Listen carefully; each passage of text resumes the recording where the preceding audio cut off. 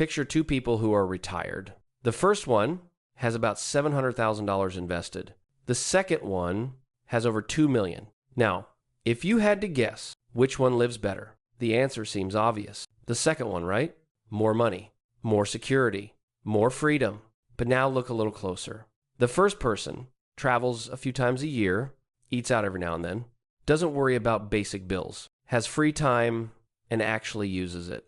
The second person avoids certain expenses, thinks more before making decisions, keeps a high standard but feels constant pressure, and a lot of the time doesn't feel fully secure.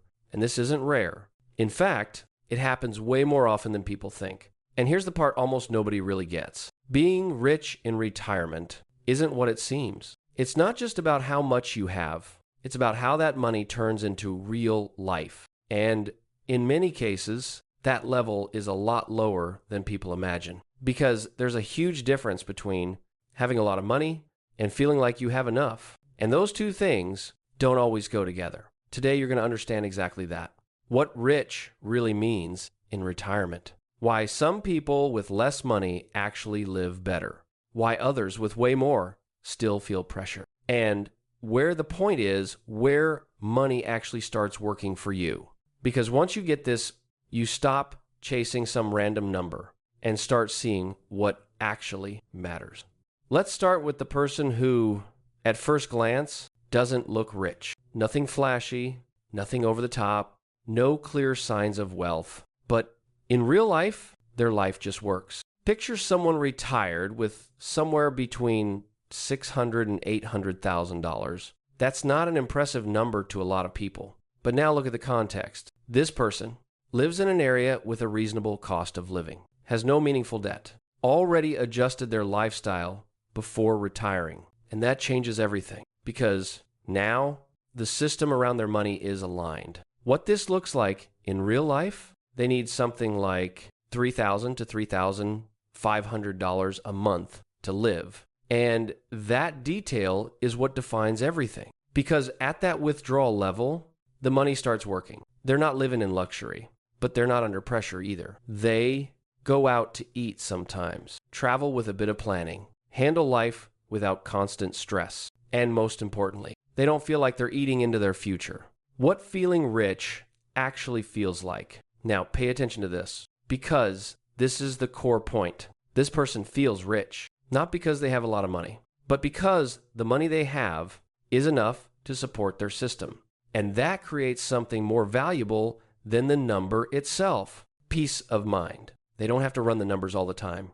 They don't have to second guess simple decisions. They're not living in a constant state of alert. And that's what most people picture when they think about being rich. But now comes the contrast, because there's another kind of retiree who technically has a lot more money, and even so doesn't feel this way. Now let's look at the other side. Someone with over 1.5 million, 2 million, or more. A number that, in theory, should solve everything. Now look at this person's life. They live in a more expensive area.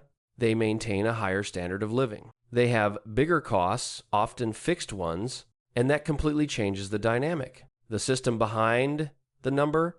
Now, even with more money, the system demands more. They need $6,000, $7,000, sometimes more per month. And that creates an interesting situation because proportionally, the margin isn't as big as it seems. The behavior shifts. Now watch what happens to their decisions. This person starts to think more before spending, question bigger decisions, avoid changes that would lower their lifestyle, not because they can't spend, but because the system they built is heavier.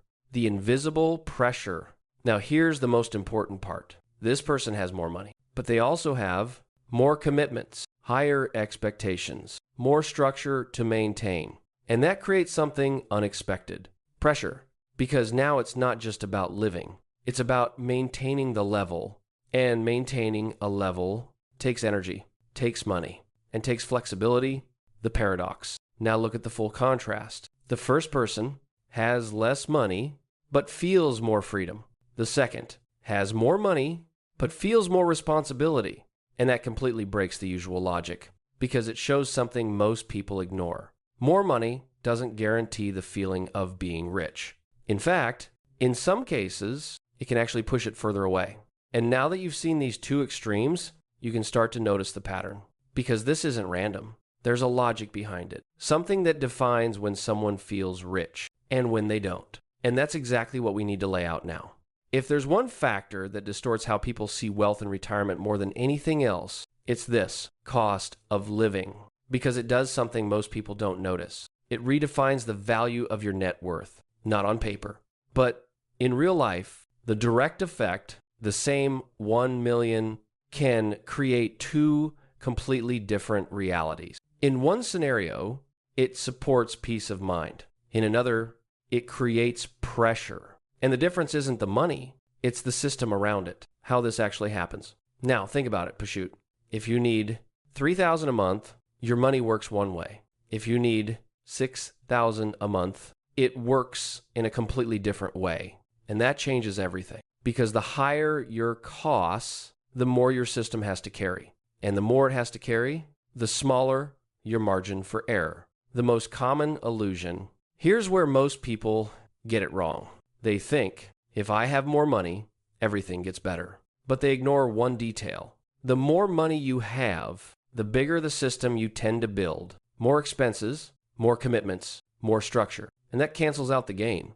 The critical point. Now, pay close attention to this, because this is the key to everything. You don't feel rich because of how much you have. You feel rich because of how much is left after your system takes what it needs. And that flips the whole logic, because someone with 700,000 and a lighter system can feel richer than someone with 2 million and a heavier system. And this isn't theory, it's real life. The first shift in perspective, now it starts to click. Being rich in retirement isn't an absolute number.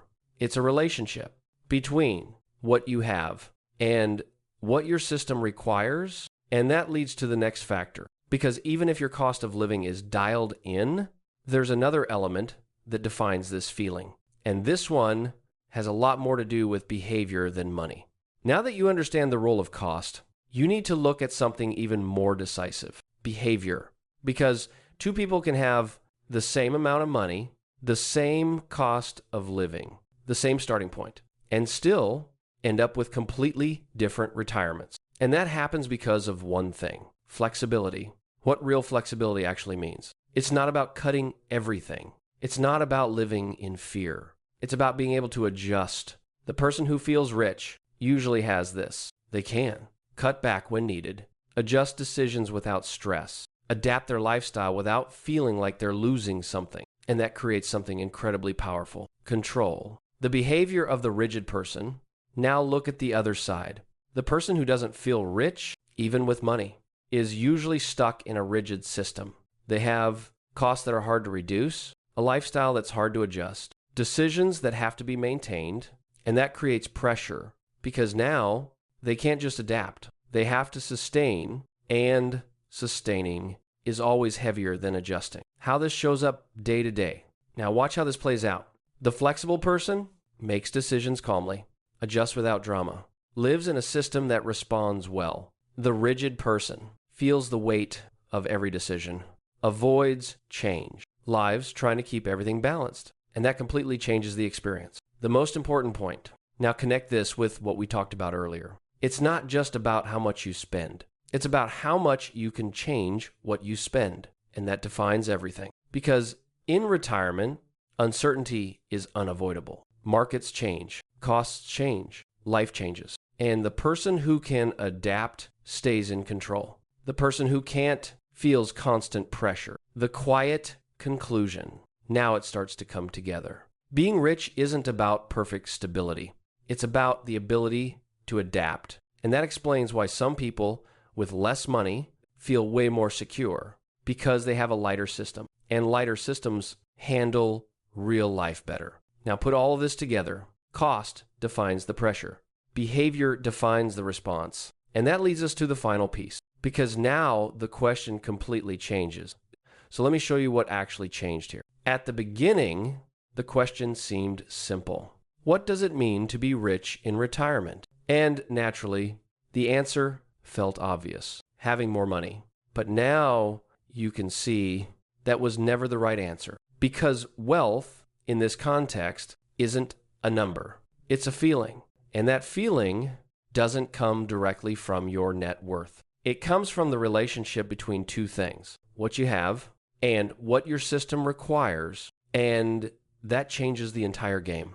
Because if you follow that logic, someone with less money, but a lighter system, can genuinely feel rich, while someone else with a lot more, but stuck in a heavier system, still feels pressure. And that breaks the expectation, because it shows the problem was never about getting more. It was always about how you structure what you already have. And that shifts the question. You shouldn't be asking, how much do I need to be rich? But instead, what kind of system lets me feel rich with what I already have? Because that's what actually defines the experience, not the number, but how it all works. And maybe the most important part of all this is you might not fully control how much you'll accumulate, but you completely control how that money shows up in your life. And that's what separates people who have money from people who actually feel rich. So in the end, being rich in retirement